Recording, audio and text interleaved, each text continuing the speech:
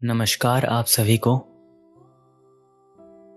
स्वागत है आपका इस एक नए कार्यक्रम में जिसका नाम है शिव तत्व से शिवोहम तक।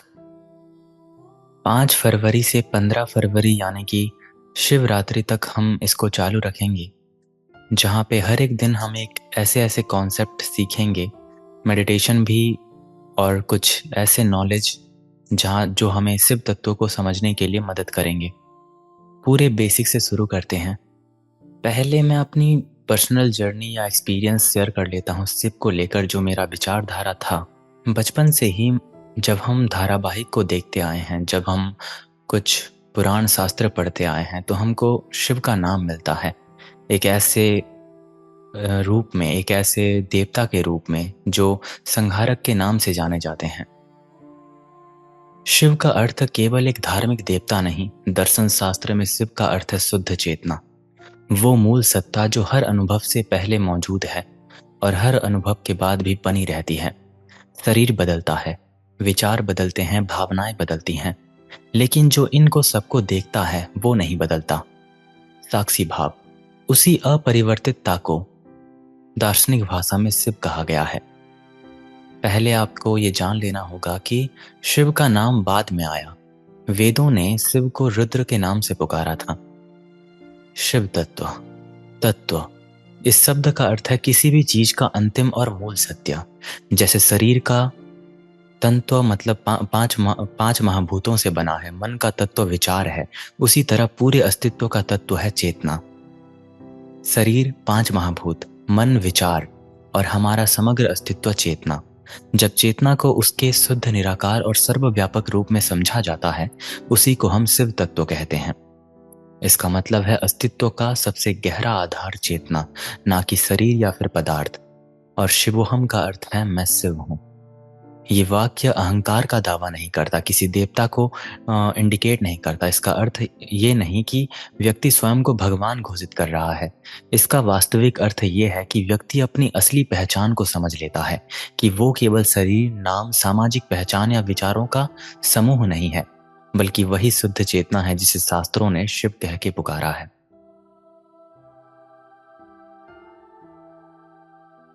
स्लाइड्स को शुरू करने से पहले कुछ बेसिक क्वेश्चंस को हम कवर कर लेते हैं।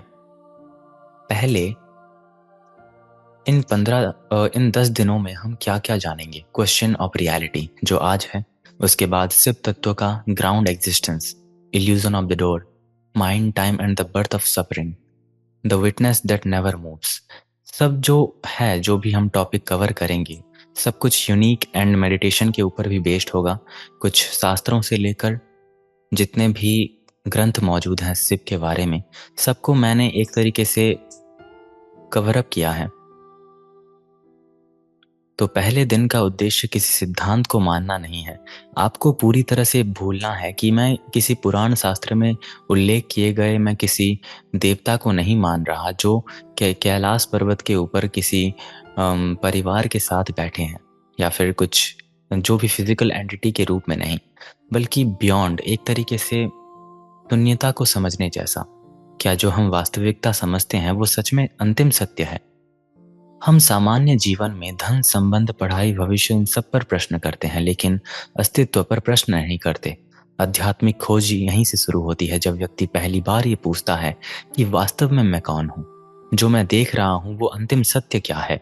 क्या मेरी पहचान शरीर तक ही सीमित है? मैंने मन के बारे में प्रश्न किया, मैंने आत्मा को लेकर प्रश्न किया, मैंने तत्वों का अध्ययन किया, पर आखिर में क्या मिला मुझे?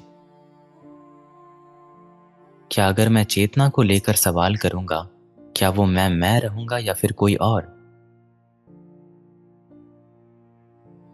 मन रूपी इस विचार भूमि से परे। तो शुरुआत करते हैं क्वेश्चन ऑफ रियलिटी से। वास्तविकता पर प्रश्न करने का एक सारांश। अधिकांश मनुष्य अपने पूरे जीवन में बहुत सी बातों पर प्रश्न करते हैं।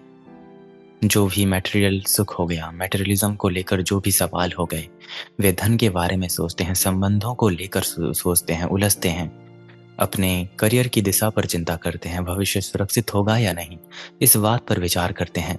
लेकिन एक प्रश्न ऐसा है जिसे वो लगभग नहीं पूछते, जितने भी मैंने नोटिस किया है इस समाज को, जिसे वे वास्तविकता मानकर जी रहे हैं। क्या वो सच में अंतिम सत्य है? यही आध्यात्मिक अज्ञान का मूल है। मनुष्य बाहरी परिस्थितियों पर संदेह करता है, लेकिन अपने अनुभव की मूल संरचना पर संदेह करने का साहस बहुत कम लोगों में होता है। क्योंकि जैसे ही कोई प्रश्न उठाता है, व्यक्ति पूरी मानसिक सुरक्षा बिगड़ने लगती है, क्योंकि हमारा मन कभी ये स्वीकार नहीं करता कि ये सब कुछ नश्वर है। मन का एक गहरा कोना ऐसा होता है जो ये बिलीव करता है कि सत्य क्या है? क्या मैं ये जो जीवन जी रहा हूं, तो प्रश्न क्यों नहीं उठता हमारे कुछ जितने भी लोग हैं, नॉर्मल लोग हैं, जो आम आदमी कहते हैं हमको, उनको। वास्तविकता पर प्रश्न इसलिए नहीं उठते क्योंकि मनुष्य आदत के सहारे जीता है, प्रत्यक्ष अनुभव की जांच के सहारे। बचपन से जो जो दिखाई देता है उसी यही सच मान लिया जाना कि मैं ये शरीर हूँ। जो भी सोशल नॉर्म्स क्रिएट होते हैं, ये दुनिया ठोस और स्थायी है, समय सीधी रेखा की तरह बही जा रही है। मेरी पहचान मेरे नाम और इतिहास से बनी है। जैसे एक व्यक्ति पैदा होता है तो उसको बस बंधनों के सहारे बांधा जाता है, ताकि वो कभी मतलब इसके परे ना जा पाए। अगर मैं किसी बंधन में पड़ जाऊंगा तो उसमें ही मतलब उलझता चला जाऊंगा। इन धारणाओं की कभी जांच नहीं हो पाती।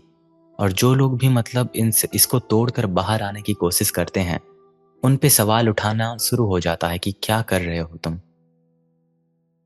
पहला चरण किसी उत्तर से नहीं बल्कि एक आंतरिक झटके से शुरू होता है।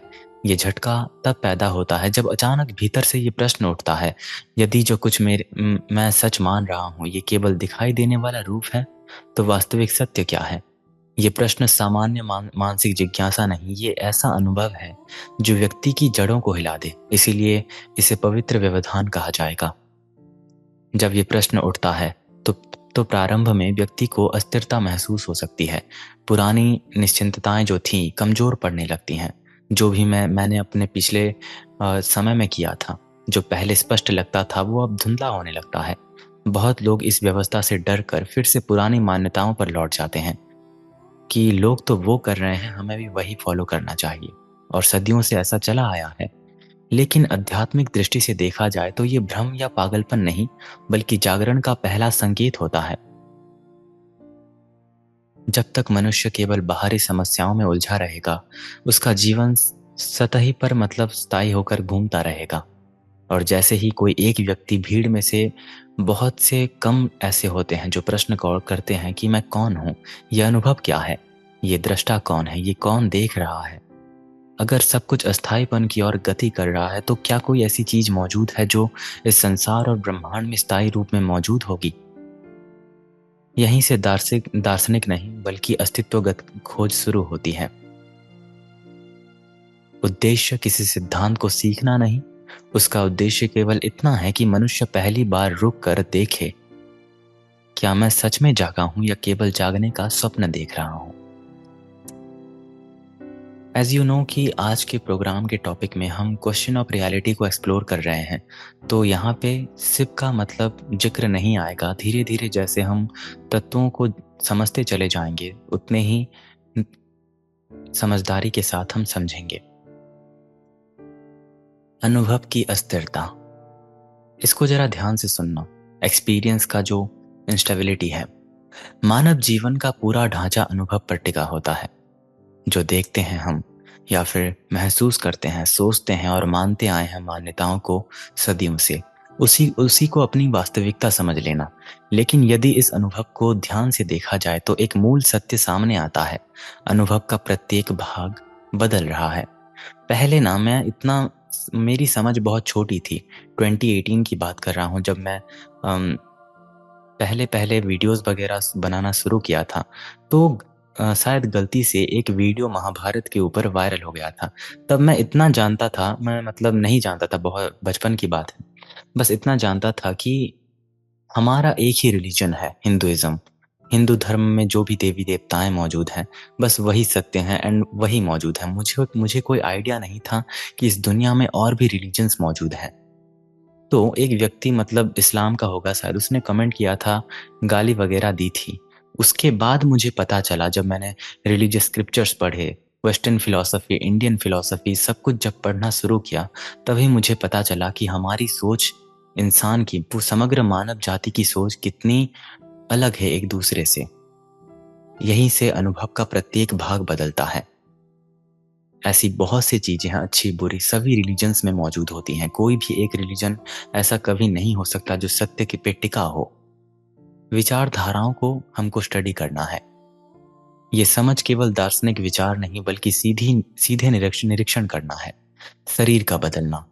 सबसे पहले हम शरीर को मैं मानते हैं, परंतु शरीर जन्म से अब तक लगातार बदल रहा है। बचपन का शरीर अब नहीं। कोशिकाएं हर क्षण नष्ट होती हैं, निर्मित होती हैं। रूप, शक्ति, स्वास्थ्य सब समय के साथ बदलते हैं। फिर भी मैं हूं का ये अनुभूति बनी रहती है। इसका अर्थ ये है कि जो स्थायी है वो शरीर नहीं हो सकता। विचारों का बदलना।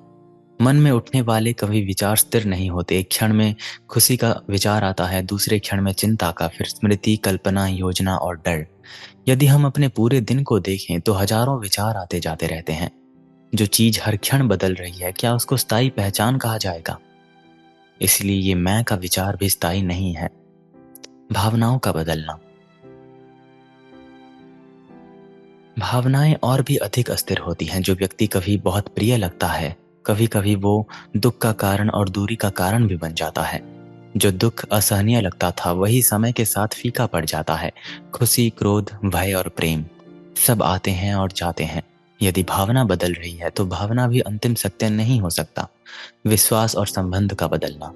मनुष्य अपने विश्वासों को बहुत मजबूत मानता है, लेकिन जीवन में कई बार ये बदलते रहते हैं। बचपन की धारणाएं अलग थीं, युवा अवस्थाएं की मान्यताएं अलग थीं। जैसे कि मैंने बोला कि मैं 10 साल पहले समझता था कि एक ही रिलीजन मौजूद है, लेकिन इन रियलिटी उसके बाद मेरी विचार और मेरा विश्वास सब बदला।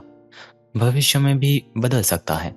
संबंध भी स्थिर होते हैं, मिलना, बिछड़ना, बदलना, ये जीवन के हिस्से नहीं। इससे ये स्पष्ट होता है कि जिसे हम स्थायी समझते हैं वो भी परिवर्तन है। परिवर्तन और सत्य का संबंध। अब एक मूल दार्शनिक सिद्धांत पर हम सामने आते हैं जो लगातार बदल रहा है।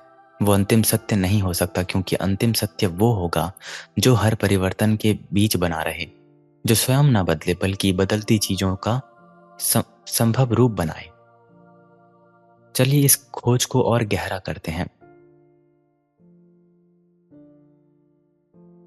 और यहीं से वास्तविक जिज्ञासा शुरू होती है। प्रश्न अब बाहरी दुनिया से हटकर भीतर की ओर मुड़ते हैं। जब आप सवाल करते जाते हो एक के बाद एक, तब प्रश्न आता है, क्या कोई ऐसी सत्ता है जो शरीर के बदलने पर भी बनी रहेगी, जो विचारों के आने जाने को देखती होगी, जो भावनाओं को उठने गिरते हुए देखती होगी? यदि सब बदल रहा है तो कुछ तो ऐसा होगा जो नहीं बदलता। यही प्रश्न आध्यात्मिक खोज को गहरा करता है। ये केवल विचार नहीं बल्कि सीधे अनुभव की जांच करती है।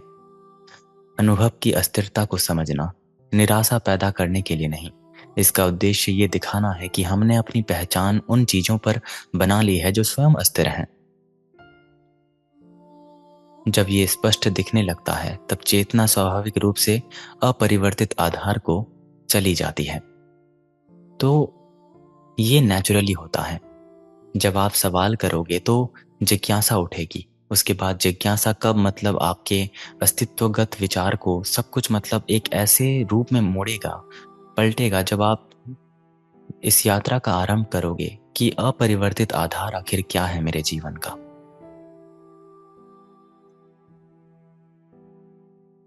The difference between knowing and seeing.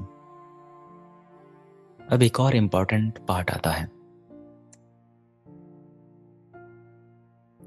मानव जीवन में जो जानना बहुत आसान है लेकिन सीधे देखना अत्यंत दुर्लभ है। अधिकांश लोग अनेक दार्शनिक वाक्य सुनने लगते हैं, जैसे सब कुछ अस्थायी है, जीवन क्षणभंगुर है, या ये एक दिन सब कुछ खत्म हो जाएगा। ये वाक्य बुद्धि को सही लगती है। जब आप इसको दोहराओगे, किसी को बोलोगे, मान लो मैं आपको बोल रहा हूँ या आप किसी और को बोलोगे कि सब कुछ अस्थायी है, चिंता क्यों करते हो, जीवन तो क्षणभंगुरता का नाम है और एक दिन सब कुछ खत्म हो जाएगा। ये नॉर्मली हम बोलते हैं, बुद्धि को सही लगेगी। इसको आप दोहराते हो, परंतु इससे भीतर कोई वास्तविक परिवर्तन नहीं होता, क्योंकि ये केवल बौद्धिक ज्ञान है, प्रत्यक्ष अनुभव नहीं।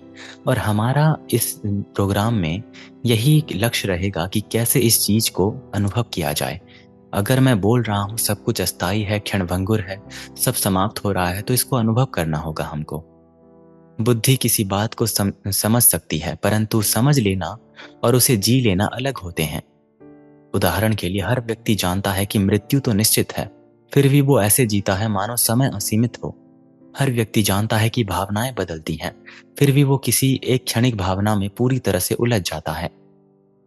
मान लो मैं किसी को बोल रहा हूँ कि किसी के लिए रोना बहुत बुरी बात है, लेकिन इन द एंड मैं ही उसी चीज को फॉलो नहीं कर रहा। इससे ये स्पष्ट होता है कि जानना व्यवहार को नहीं बदलता, क्योंकि वो सतह पर रहता है। प्रत्यक्ष देखने का अर्थ, देखना यहाँ आंखों से देखने का विषय नहीं, बल्कि भीतर की स्पष्टता का जागरूकता रूप देखना। जब कोई सत्य प्रत्यक्ष रूप से देखा जाता है, तो वो विचार नहीं रहता, वो जीवित अनुभव बनता है। जैसे यदि वास्तव में देखा जाए कि हर भावना उठती और मिट जाती है, तो पकड़ स्वतः ही ढीली हो जाएगी। यदि सच में अनुभव हो जाए कि शरीर निरंतर बदलता है, तो मैं केवल शरीर हूं, इसका भ्रम टूट जाएगा। उद्धार का ज्ञान और अनुभव। आध्यात्मिक मार्ग की सबसे बड़ी बाधा गलत ज्ञान नहीं, बल्कि उद्धार का सही ज्ञान है। जब हम शास्त्र, गुरु या पुस्तक से कोई सत्य सुन लेते हैं, तो मन मान लेता है कि हम समझ गए, लेकिन वास्तविकता में हमने केवल शब्द याद किए होते हैं, सत्य नहीं देखा होता। यहीं से एक सूक्ष्म भ्रम पैदा होता है कि ज्ञान का अहंकार, जो खोज को रोक देता है। सच्ची आध्यात्मिकता तब शुरू होती है जब व्यक्ति ईमानदारी से स्वीकार करता है कि मैं जानता तो बहुत हूं, लेकिन मैंने अभी तक सीधे सीधे रूप से देखा नहीं।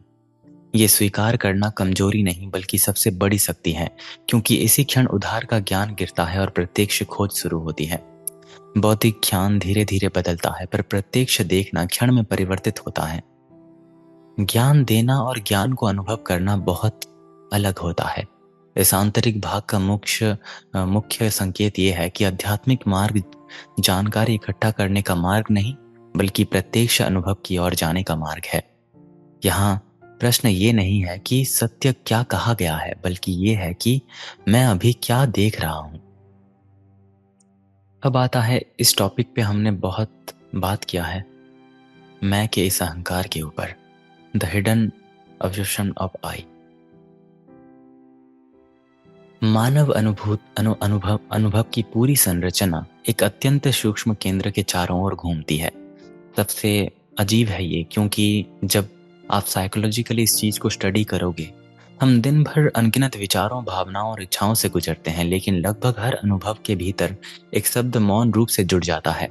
मैं महसूस कर रहा हूँ, मैं सोच रहा हूँ, मैं चाहता हूँ और मैं दुखी हूँ।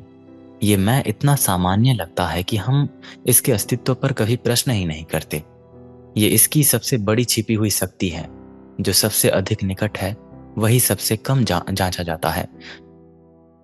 शुरुआती दौर में मैं बहुत उलझ रहा था इस चीज से कि कैसे इसको दूरी से, मतलब इसको कैसे दूर दूर करूं, इस मैं की भावना को।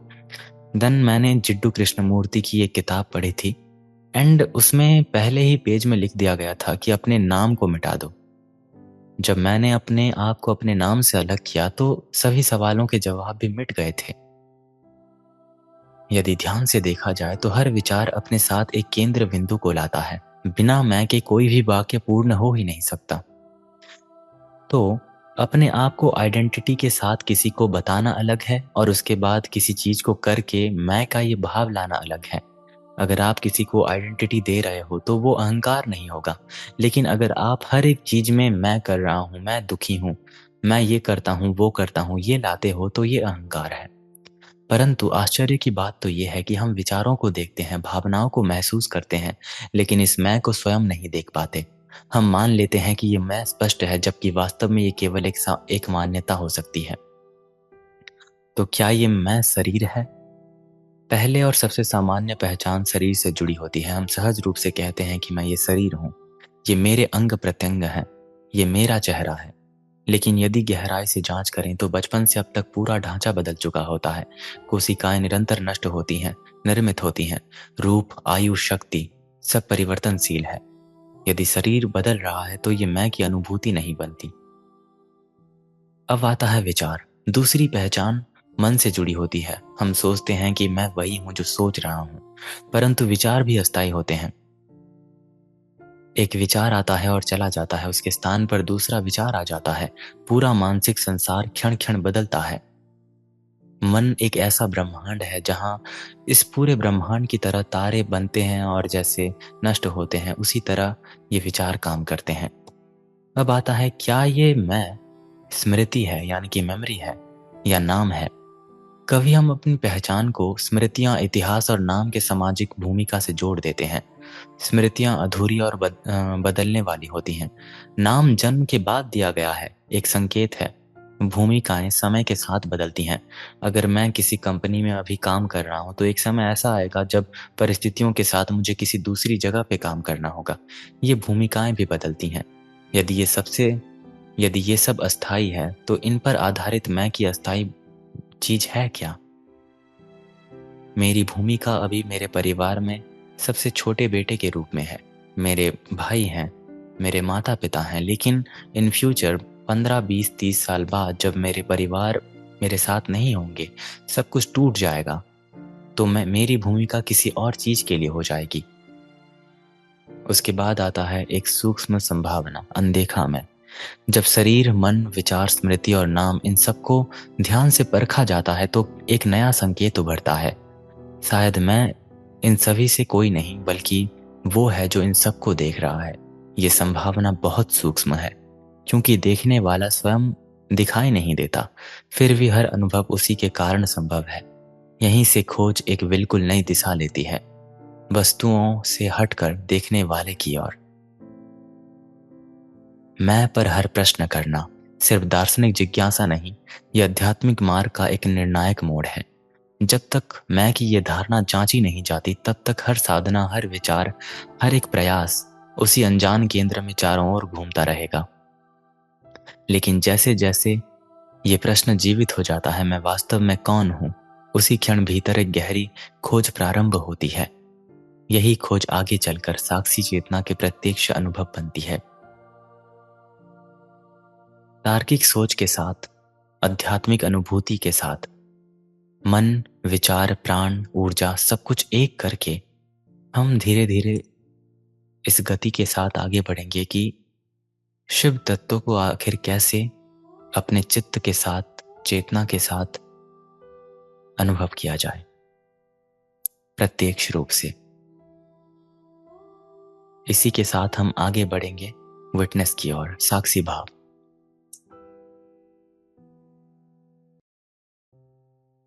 अब तक की गई सभी जांचें हमें एक अत्यंत महत्वपूर्ण बिंदु की ओर लाती हैं।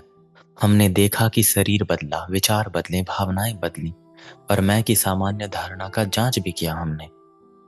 परिवर्तन की इस अस्तित्व से परे, जब विचार बदलते हैं तो केवल विचार ही नहीं बदलते, साथ ही वो भी स्पष्ट होता है कि किसी को पता है कि विचार बदल रहा है। किसी को पता है, मेरे अंदर ये कौन है जो ये जानता है कि विचार बदल रहा है। जब भावनाएं उठती और शांत होती हैं तो अनुभव के भीतर एक शांत बिंदु मौजूद रहता है जो इन उतार चढ़ाव को देखता है। यदि देखने वाला ना हो तो परिवर्तन का ज्ञान संभव नहीं होता। इसीलिए एक मौन सत्य सामने आता है, हर अनुभव के पीछे एक जानने वाली उपस्थिति मौजूद है। एक पार्ट ऐसा आएगा जब हम उपस्थिति और अनुपस्थिति को भी समझेंगे, एक शब्द के रूप में नहीं, आध्यात्मिकता की ओर से। तो सामान्यतः हम हर चीज को वस्तु की तरह देखते हैं, जैसे देखा जा सके, महसूस किया जा सके, सोचा जा सके। लेकिन ये साक्षी उपस्थिति सबसे अलग है। इसे आंखों से नहीं देखा जा सकता, इसे विचार के सहारे पकड़ा नहीं जाता, इसे भावना की तरह महसूस नहीं किया जाता। फिर भी बिना इसके कोई भी अनुभव संभव नहीं है। यही इसका रहस्य है। ये सबको प्रकाशित तो करता है पर स्वयं किसी वस्तु की तरह दिखाई नहीं देता। विचार का आना जाना, भावनाओं का उठना गिरना, नींद आना, स्वप्न आना, जागरण, इन तीनों अवस्थाओं को बदलना फिर भी एक निरंतर चीज बनी रहती है अस्तित्व की अनुभूति की मैं हूं, किसी विचार पर निर्भर नहीं, गहरी शांति का एक क्षण भी नहीं, बस एक उपस्थिति। जब व्यक्ति पहली बार ही देखता है कि वो अपने विचारों और अनुभव से अलग उन्हें देखने वाला भी है, तो एक सूक्ष्म परिवर्तन आता है। पहली पहचान कि मैं दुखी हूं। एक समझ ऐसी उभरेगी जब आपको लगेगा कि मैं दुखी हूं, दुख का अनुभव हो रहा है और मैं उसे देख रहा हूं। ये छोटा सा अंतर आध्यात्मिक दृष्टि के समग्र परिवर्तन को मतलब इस तरह से मोड़ेगा। जब आप पूरी तरह से महसूस करोगे मैं दुखी हूं, मतलब शब्दों के सहारे नहीं, मन के सहारे नहीं, एक ऐसा प्रत्यक्ष अनुभव। जब आप अपने दुख को देखोगे या फिर सुख को, किसी भी भावना विचार को, यहीं से बंधन धीरे धीरे ढीला पड़ना शुरू होता है और आत्मज्ञान की यात्रा भी यहीं से शुरू होती है। शास्त्रीय भाषा में इसी साक्षी चेतना को ही शुद्ध जागरूकता कहा गया है। और जब ये जागरूकता अपनी पूर्ण असीम और निराकार प्रकृति को पहचान लेगी, उसे ही शिव तत्व नाम दिया जाएगा। अर्थात शिव कोई दूर स्थित सत्ता नहीं जो कैलाश पर्वत या फिर इस ब्रह्मांड की किसी कोने में बैठा है, ना ही केवल पूजा का विषय, बल्कि वही मौन चेतना जो अभी इसी क्षण अनुभव को प्रकाशित कर रही है। आपके सराउंडिंग्स में, मेरे चारों ओर सब कुछ शिवोहम मय जगत। साक्षी की पहचान दरअसल शिव तत्व के द्वार पर खड़े होने जैसा है। यही अभी अंतिम अनुभूति नहीं, परंतु दिशा स्पष्ट हो जाता है यहाँ से। इस आंतरिक भाग का मूल बोध यही है कि परिवर्तन वास्तविकता का अंतिम आधार नहीं, परिवर्तन को जानने वाली मौन जागरूकता अधिक मूलभूत है। उसी की पहली झलक साक्षी के रूप में मिलती है और यही झलक आध्यात्मिक यात्रा के उस सिद्धांत को उठाकर प्रत्यक्ष अनुभव की ओर लेती है। और अब यहीं से शुरुआत होता है शिव तत्व की अनुभूति का प्रथम द्वार।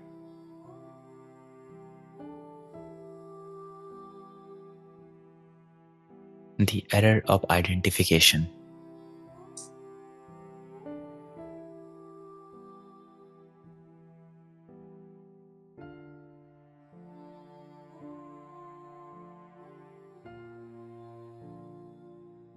पहचान की भूल।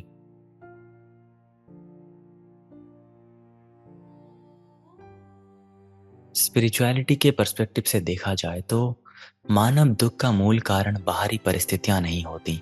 दर्द, हानि, परिवर्तन, ये तो जीवन का एक स्वाभाविक हिस्सा है। फिर भी हर दर्द दुख में परिवर्तन होता है। दुख तब शुरू होता है जब चेतना स्वयं को गलत रूप में पहचान लेती है। वो चाहे कुछ भी हो, सुख हो, दुख हो, गुस्सा हो, गलत रूप से अपने आप को पहचान लेना इन सभी भावनाओं का खेल है। बस यही एक सिंपल टर्म्स है।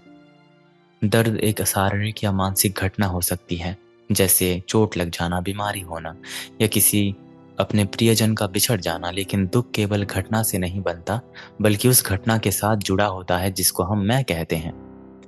यदि अनुभव को केवल देखा जाए तो वो बदलता रहता है, पर जब उसे मैं से जोड़ा जाए तो वही अनुभव बंधन बन जाता है। मैं शरीर हूं, मृत्यु का भय। जब चेतना स्वयं को केवल शरीर मान लेगी तो सबसे अधिक स्वाभाविक परिणाम होता है मृत्यु का गहरा भय, क्योंकि शरीर नश्वर है और जो स्वयं को नश्वर वस्तु मानता है वो असुरक्षा में जीने लगता है। इस पहचान से उत्पन्न होता है कि निरंतर भय, सुरक्षा की एक अतृप्त खोज, समय के साथ संघर्ष करना। मैं मन हूं, चिंता का जन्म। यदि पहचान शरीर से हटकर मन के विचारों से जुड़ती है तो दुख एक नया रूप लेती है, चिंता, अस्थिरता और मानसिक संघर्ष। मन स्वाभाविक परिवर्तनशील है। उसमें स्मृतियां, कल्पनाएं, डर, भय, अपेक्षाएं, सब कुछ लगातार उठती गिरती रहती हैं। जब चेतना कहती है मैं यही बदलता हुआ मन हूं, तो वो उसी अस्थिरता में फंस जाती है। परिणाम होता है भविष्य की चिंता करना, अतीत के बोझ को अपने मन में निरंतर बिठा लेना, निरंतर असंतोष की भावनाओं में जीना। मैं कहानी हूं, मनोवैज्ञानिक पीड़ा है ये। सबसे सूक्ष्म पहचान व्यक्तिगत कहानी से जुड़ी होती है कि मेरा इतिहास ये है, मेरी सफलताएं ये हैं, असफलताएं ये हैं, लोगों ने मेरे साथ ये किया है, मैंने लोगों के साथ वो किया, मैं कौन बनना चाहता हूं।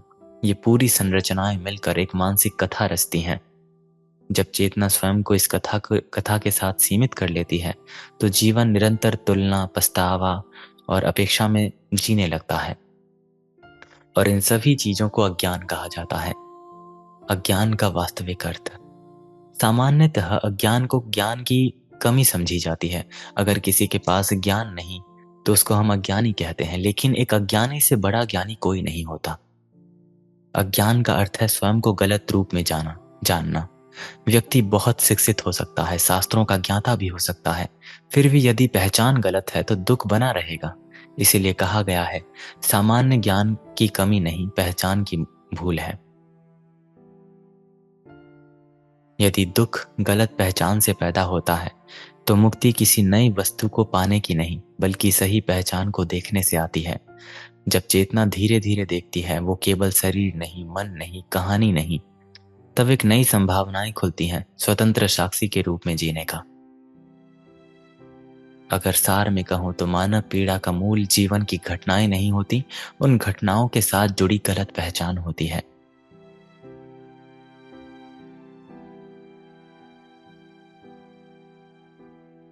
Time as a psychological creation. अब समय की बात आती है।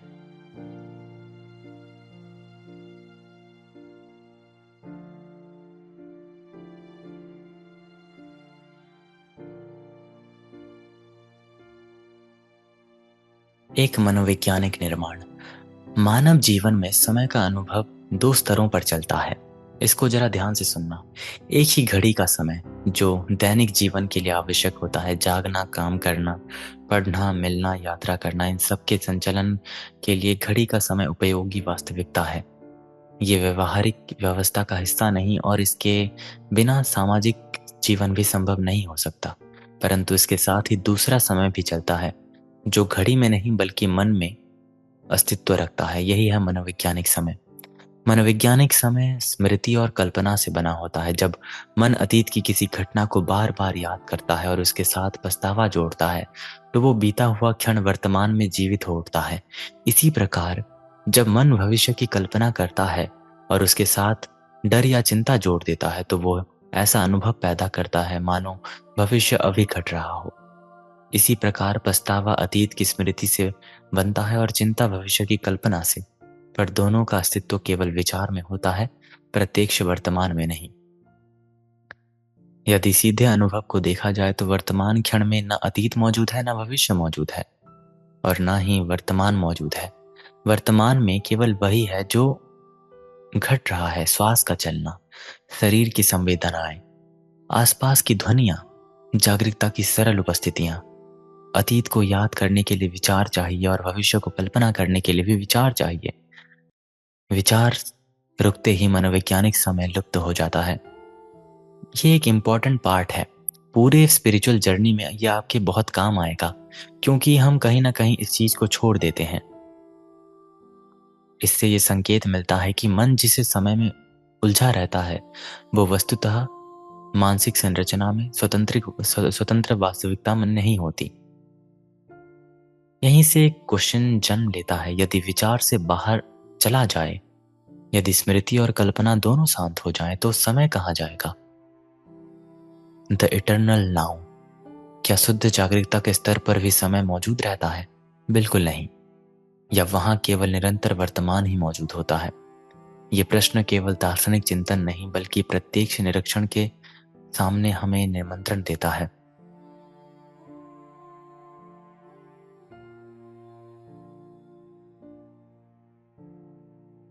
ये मेरा फेवरेट है, एक पॉइंट में अपने आप को केंद्रित कर देना। चलिए इसको एग्जाम्पल के साथ भी समझते हैं। अपने आप को एक बिंदु की तरह देखना, गति के पीछे का स्थिर बिंदु। यदि जीवन को ध्यान से देखा जाए तो हर स्तर पर निरंतर गति दिखाई देगी। गति पे गति, श्वास का चलना, हृदय का धड़कना, विचार का उठना, मिट जाना, भावनाएं बदलना, शरीर समाज का बदलना, यहाँ तक कि पूरा संसार निरंतर परिवर्तन के एक अनंत प्रवाह में मौजूद है। पहली दृष्टि में ऐसा लगता है कि अस्तित्व का स्वभाव केवल बदलना और चलना है, परंतु जब आप डीपली ऑब्जर्व करोगे पूरे वर्ल्ड एंड यूनिवर्स को, तो गति स्वयं में स्वतंत्र नहीं होती। किसी भी प्रकार की गति तभी संभव है जब कोई उसके पीछे के अचल आधार की उपस्थिति को देख ले।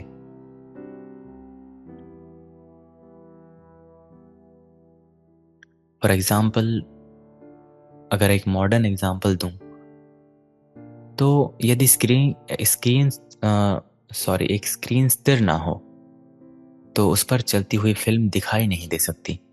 यदि आकाश स्थिर ना हो तो बादलों की गति पहचानी नहीं जा सकती।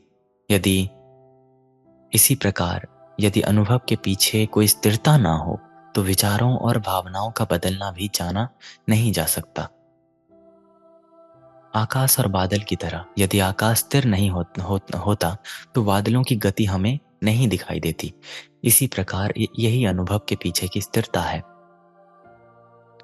ये स्थिरता भौतिक वस्तु नहीं, ये शरीर की तरह दिखाई देने वाली चीज नहीं, ना ही किसी स्थान पर सीमित कोई संरचना है। ये स्थिरता वास्तव में जागृता के मौन पृष्ठभूमि है, वही जो हर अनुभव को प्रकाशित करता है, पर स्वयं किसी अनुभव का रूप नहीं लेता।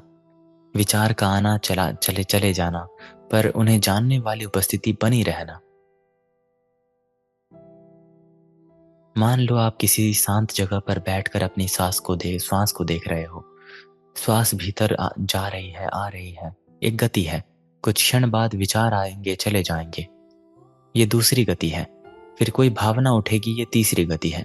पर यदि बहुत सूक्ष्मता से साथ देखा जाए तो इन सब के बीच एक ऐसी अनुभूति आपके चित्त के भीतर मौजूद होती है जो ना भीतर जाती है, ना बाहर आती है, ना उठती है, ना गिरती है।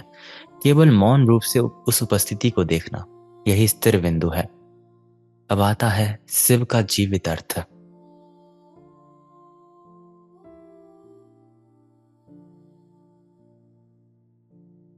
शास्त्रीय भाषा में इसी अचल निराकार मौन जागृता उपस्थिति को शिव कहा गया है। ये किसी मूर्ति या रूप में सीमित नहीं, बल्कि अस्तित्व का वो गहराई है जो स्वयं नहीं चलती, फिर भी जिसके कारण सब कुछ चलता है। इस अर्थ में शिव कोई दूर स्थित देवता नहीं, बल्कि अपरिवर्तित चेतना है।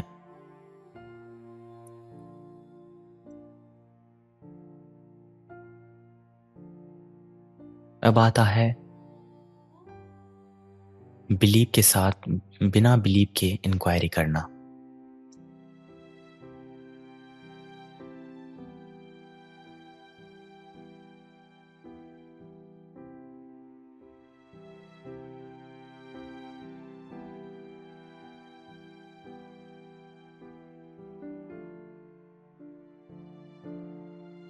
आध्यात्मिक खोज का एक अत्यंत सूक्ष्म और निर्णायक चरण वो है जहां मनुष्य केवल मान्यताओं पर टिके रहने से इनकार कर देता है और सत्य को सीधे जानना चाहता है।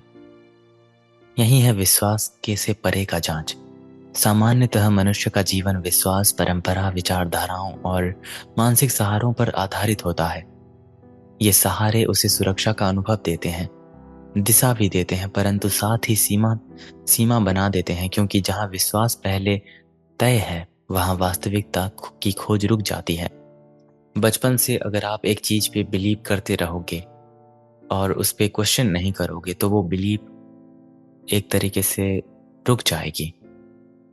आपका खोज करना बंद हो जाएगा। सच्ची जांच अहंकार के लिए असुविधाजनक होती है और परंपरा के लिए चुनौतीपूर्ण। अहंकार अपनी पहचान को सुरक्षित करना चाहता है, उसे निश्चित उत्तर चाहिए ताकि उसे बदलना ना पड़े। परंपरा भी अक्सर स्थिर ढांचा बनाए रखती है, क्योंकि प्रश्न उठने से स्थापित धारणाएं हिल सकती हैं। इसी कारण वास्तविक जिज्ञासा को कई बार खतरनाक समझा जाता है, परंतु आध्यात्मिक दृष्टि से खतरा आवश्यक है, क्योंकि बिना आंतरिक साहस के सत्य का प्रत्यक्ष अनुभव नहीं किया जा सकता। जांच करना, सवाल सवाल खड़े करना और उन्हीं सवालों के सहारे आगे बढ़ना। ये जांच आरंभ की खोज नहीं करती। ये नहीं पूछती कि मुझे क्या मानना चाहिए, कौन सा सिद्धांत सही है या कौन सा मत मुझे सांत्वना देगा। इसके स्थान पर ये एक बिल्कुल अलग प्रश्न उठता है, मेरे प्रत्यक्ष अनुभव में अभी इसी क्षण ऐसा क्या है जिसे नकारा नहीं जा सकता।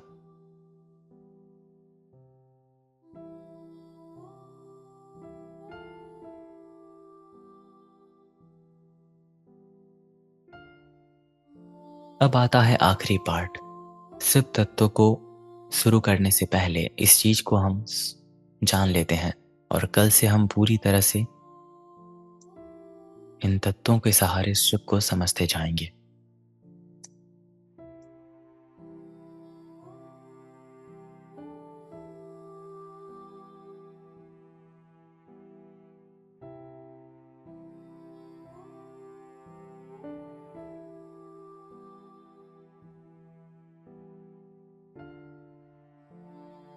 क्या भगवान दुखी रहने पर मिलते हैं, आनंद में नहीं?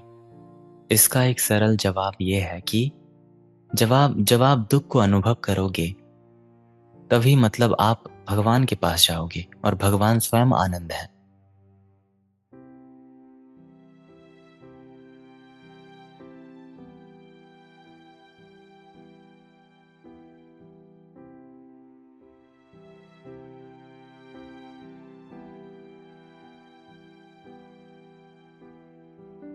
तो अब तक की पूरी यात्रा में हमें धीरे धीरे एक ऐसे बिंदु के पास ले आती है जहां शब्द कम पड़ने लगते हैं और अनुभव की संभावना अधिक गहरी होती है।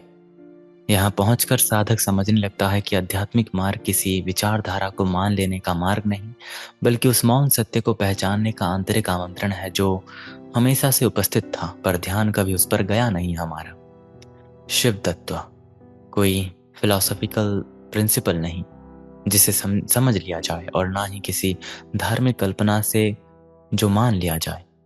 ये उस मौन पर आधार संकेत है जो जहाँ विचार उत्पन्न होने से पहले शांत होते हैं, पहचान बनने से पहले निराकार उपस्थिति पहले से मौजूद होती है, समय चलने से पहले एक अचल वर्तमान मौजूद होता है। सोर्स, शून्यता, स्टिलनेस। जब मन इस दिशा में देखना शुरू करेगा तो एक अत्यंत सूक्ष्म रहस्य प्रकट होगा। जिसे हम सत्य को खोज रहे थे, वो किसी दूर स्थान पर छिपा नहीं था, वो स्वयं खोजने वाले की चेतना के रूप में उपस्थित था।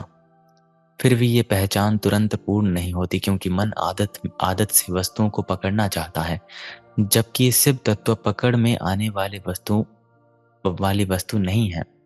उसे ना देखा जा सकता है, ना सोचा जा सकता है। फिर भी बिना उसके देखना और सोचना संभव नहीं है। एक प्रश्न भीतर बहुत शांत स्तर पर उठता है, स्वर से उठता है। यदि शिव तत्व हमेशा से उपस्थित है, तो उसे अनुभव करने के लिए किसी नए अनुभव की आवश्यकता क्यों प्रतीत होती है? और इसी प्रश्न के साथ साधक पहली बार समझता है कि शायद खोज का अंत कुछ पाने में नहीं, बल्कि जो अनावश्यक है उसको शांत कर देना है, उस अनावश्यकता को। जब विचार कुछ क्षणों के लिए थमते हैं, जब पहचान ढीली पड़ती है, जब चाहना भी शांत हो जाए, तब किसी उपलब्धि की तरह नहीं, बल्कि स्वाभाविक प्रकाश की तरह एक मौन उपस्थिति झलकती है। और उसी झलक को प्राचीन ऋषियों ने संकेत में कहा शिव। पर यह केवल शुरुआत है, क्योंकि सब शिव तत्व को जानना किसी निष्कर्ष पर पहुंचना नहीं, बल्कि एक ऐसे असीम रहस्य में प्रवेश करने जैसा है जिसकी गहराई हर क्षण नई होती चली जाती है। और शायद यही इस मार्ग का सबसे गहरा आकर्षण है कि अंतिम सत्य कोई बंद उत्तर नहीं होता, बल्कि चेतना को अनंत विस्मय के साथ खोल देता है।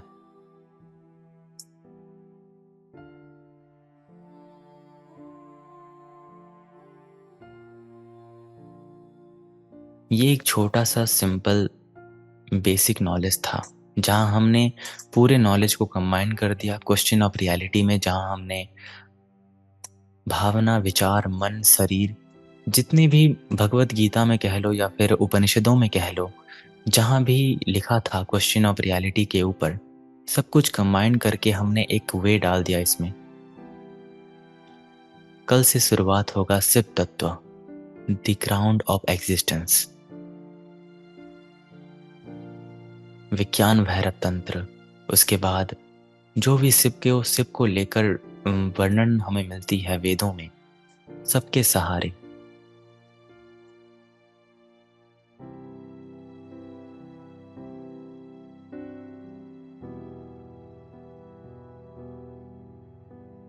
जीवन जीने के लिए होता, जब मैं जीता हूं तो विराट से दूर होते जाते हैं, पर जब जीवन को नहीं जीते वे दुखी होते हैं तो विराट साथ होता है।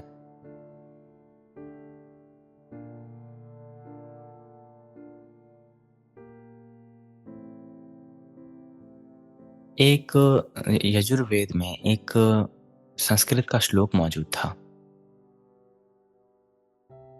नमः शिवाय च शिवाराय च, अर्थात उस शिव को नमन जो कल्याण कल्याण स्वरूप है, और उस और भी गहरे शिव को नमन जो सभी धारणाओं से परम कल्याण है। इस मंत्र का रहस्य ये है कि वो बाहरी देवता को नहीं, बल्कि चेतना की उस गहराई को प्रणाम कर रहे हैं जो क्रमशः साधक को स्वयं स्वयं की सीमित पहचान से मुक्त करती है। जब ये समझ भीतर उतरने लगती है तो आध्यात्मिक मार्ग किसी उपलब्धि की दौड़ नहीं रहती, एक धीरे धीरे घटित होने वाला विसर्जन बनता है। विसर्जित करना, अपनी झूठी पहचान को, अपनी मानसिक समय को, हर एक चीज को विसर्जित करना, तभी शिव को दुरस्त सत्य नहीं रहता, बल्कि वो आंतरिक उपस्थिति बन जाते हैं जो श्वास, हर शून्य, हर मौन में पहले से विद्यमान है। और शायद इसी पूरी यात्रा में अंतिम रहस्य ये होगा कि शिव को पाया नहीं जाता, केवल इतना होता है कि जो शिव नहीं था वो धीरे धीरे गिर जाता है, और शेष में बसता है मौन, असीमितता और शुद्ध अस्तित्व।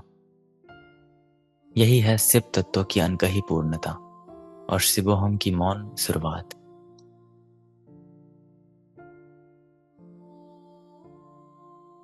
तो इसी के साथ आज का ये पहला डे 1 का सेशन हम यहीं पे एंड करते हैं। कल हम शुरुआत करेंगे शिव तत्व the ground of existence.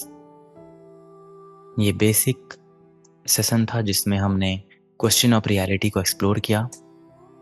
I hope आज का ये सेशन आपको पसंद आया होगा। अगर कोई भी सवाल हो तो आप मुझे पर्सनली मैसेज कर सकते हो, कल हम यहीं पे डिस्कस करेंगे इन द एंड। तो इसी के साथ आज का ये सेशन मैं यहीं पे एंड करता हूँ। मिलते हैं कल हमारे डे 2 के सेशन में। आप सभी का मूल्यवान समय देने के लिए बहुत बहुत धन्यवाद। सभी को शुभ रात्रि, और हर हर महादेव।